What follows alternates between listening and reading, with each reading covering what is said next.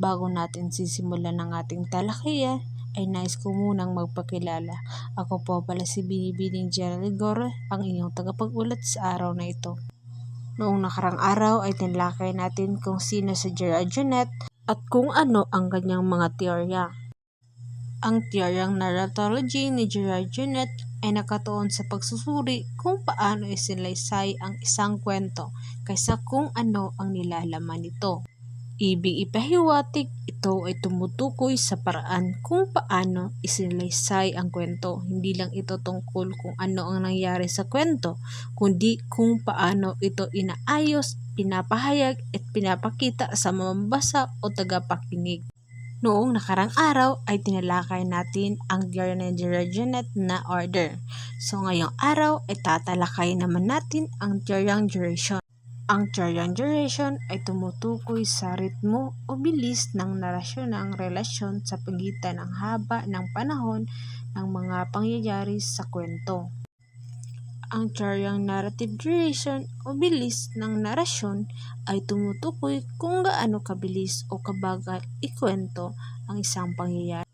Maaari natin maging halimbawa dito ay tulad sa mga akdang pampanitikan tulad ng maikling kwento. Maaari natin maging halimbawa ay tulad sa mga pangungusap o salitang ito na isang araw pumunta si Hana sa isang palengke o 10 taong lumipas, si Carlo ay ganap na naging isang profesional na engineer. Ang salitang isang araw o 10 taon ay isang halimbawa na maaaring gamitin sa narrative duration. Nadako na tayo sa paksa na nakaatas sa atin kung saan ito ay ang eksena. Sa teoryang ito ay hindi lamang ito basta tagpo, kundi masusing pag-aaral na daloy ng panahon, focus at boses ng nagsasalaysay. Ayon kay Gerard Jonet noong 1980, ang eksena ay isang uri ng duration sa naratibo kung saan halos magkapareho ang oras ng kwento o story time at oras ng pagsasalaysay o narrative time. Sa ganitong paraan, ang mga pangyayari ay nilalahad ng detalyado, madalas anyong dialogo o sunod-sunod na kilos, kaya't nagmumukhang real-time at takbo ng isang kwento o tagpo. Kadalasan, damang-dama mo talaga ang bawat takbo ng isang kwento dahil sa eksena. Ayon naman kay Gerald Prince noong 1987, ang eksena ay detalyado at dramatikong pagsasalaysay, kung saan ang mga pangyayari ay pinapakita ng malinaw, kadalasan sa pamamagitan ng dialogo at kilos ng mga tauhan.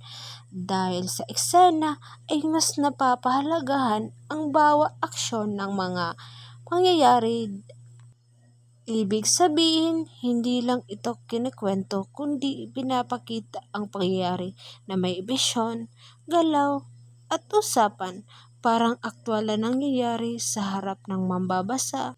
Ang isang kwento, dahil sa eksena, ito ay napapahalagahan o napakikita ang bawat aksyon na parang totoo talaga na nangyayari ang isang storya. Ito ang dalawang bahagi ng eksena sa duration, ang story time at narrative time. Ang story time, ito ang aktwal na haba ng pangyayari sa kwento. Ito ay tumutukoy sa mismong pangyayari, tauhan, tagpuan at mga kaganapan sa akda. Ito ang nilalaman o kung ano ang nangyari sa kwento. Kadalasang halimbawa nito ay isang taon, isang araw, isang segundo, at iba pa. Habang ang narrative time naman, ito naman ang haba ng teksto o oras kung gaano ito kinikwento. Tumutukoy naman ito sa paraan kung paano isinasalisay o inaayos ang kwento. Ito ay ang estilo, pagkasunod-sunod, pananaw at teknik ng pagsasalaysay o kung paano ikinikwento ang isang storya. Kadalasan, naisulat lang ito sa dalawang pangusap Kadepende ito sa dami ng salita o pangungusap na kinakailangan. Kung ang maikling kwento ay may mga elemento, ang eksena naman ay meron din. Una, narrative time to story time, na ang ibig sabihin, ang oras na binabasa mo ang eksena ay halos katumbas ng oras na lilipas kung ito ay nangyari sa totoong buhay. Maring mga halimbawa nito ay ang maakda na sinulat ni Rizal na Noli Me Tangere at El Filibustrismo, kung saan ipinapakita sa storya kung gaano kabilis ng pagbasa ay katumbas ng bilis ng pangyayari sa totoong buhay. Mababasa natin sa bawat kabanata sa isang akda na ginawa ni Rizal ay ang mga pangyayari sa totoong buhay na kadalasan pag binabasa natin ito ay nararamdaman talaga natin ang bawat aksyon sa kwento. Dadako naman tayo sa pangalawang elemento, ang dialogue o dialogo. Ito ang direktang pag-usap ng mga tauhan ay ang pinakamalinaw na halimbawa ng scene. Ito ang pinakamalagang elemento sa eksena dahil dito mararamdaman mo talaga kung ano ang bawat tagpo dahil sa dialogo.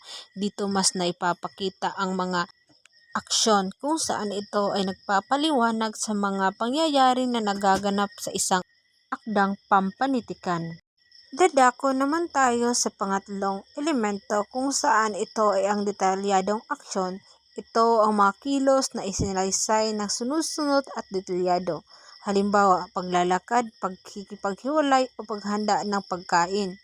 Mahalaga din ito dahil ang detalyadong aksyon mas nararamdaman mo talaga ang bawat pangyayari dahil sa detalyado ang pagkagawa ng isang akda o ang isang sinalaysay. Ang panghuli naman ay ang real-time pacing. Ito ang eksena ay nagbibigay ng pakiramdam na ang mambabasa ay kasalukuyang nakikita ang pangyayari or in the moment. Kadalasan sa pagbasa nito ay ramdam na ramdam mo talaga na para kang nasa kwento dahil sa bawat dialogo na nasulat. Ito isang halimbawang eksena sa Romeo and Juliet na isinulat ni Shakespeare, kung saan ito ay ginaganap sa balcony. Ramdam na ramdam mo talaga ang bawat pangyayari dahil sa pagkasulat ng aksyon at detalyado talaga ang bawat pagkasabi tulad ng sinabi ni Romeo, "It is the east and Juliet is the sun." So, nagpaparamdam ito ng bawat aksyon sa pangyayari dahil sa pagmamahal ni Romeo kay Juliet. Kahit na maraming against or hindi sila nila gusto na magkatuluyan si Juliet at Romeo ay ginawa ni Romeo ang lahat para kay Juliet. Nag-akit siya ng ligaw kay Juliet doon sa balcony. Ngunit kahit ano ang gawin niya ay hindi siya tanggap ng pamilya ni Juliet dahil sa magkaiba sila ng maharlika o kinatatayuan sa buhay. Kung babasahin mo ang bawat dialogo ay dito mo makikita o mararamdaman ang bawat pangyayari na parang totoo talaga dahil sa pagkasulat ni Shakespeare sa bawat lines na kanyang pinapahayag o pinapakita sa mambabasa. Ang kwento ni Mabuti na isinulat ni Genoveva Edrosa Matute. Ito ang pinamagandang halimbawa para sa triangulation na eksena, kung saan ay nagpapakita ng bawat tagpo ng eksena. Ang unang halimbawang eksena ay ang pagpapakilala kay Mabuti at bakit siya tinawag na Mabuti. Dahil sa kabila ng pagiging ordinaryong guro ay puno siya ng positibong pananaw sa buhay. At ang pangalawang eksena ay dito na nagsisimula ang tunggalian kung saan ay nakita ni Mabuti ang kanyang estudyante sa gilid ng isang aklatan at ang estudyante ay umiiyak. At ang pangatlong eksena naman ay ang pagkwento ni Mabuti sa kanyang anak at ang pangarap nito sa buhay. At ang pang-apat na eksena ay dito na natin matutuklasan ang problema ni Mabuti. Ang panglimang eksena naman ay dito ipinakita ni Mabuti ang pagiging matatag na guro na kahit anong unos o problemang dumating sa kanyang buhay ay napanatili niyang pagiging matatag at lumalaban sa buhay at naging inspirasyon siya ng bata na nakita niya sa silid-aklatan. Sa kabuuan, ang eksena ay paraan ng pagsasalaysay na detalyado at sunod-sunod ang pangyayari. Magkapantay ang oras ng kwento at pagsasalaysay kaya parang real-time ito. May dialogo at kilos kaya mas malinaw ang tagpo. At sa huli, nagiging mas buhay at madaling maunawaan ang kwento. At yun lamang ang nakaatas sa akin na paksa. Maraming salamat sa inyong pakikinig at magandang araw sa inyong lahat.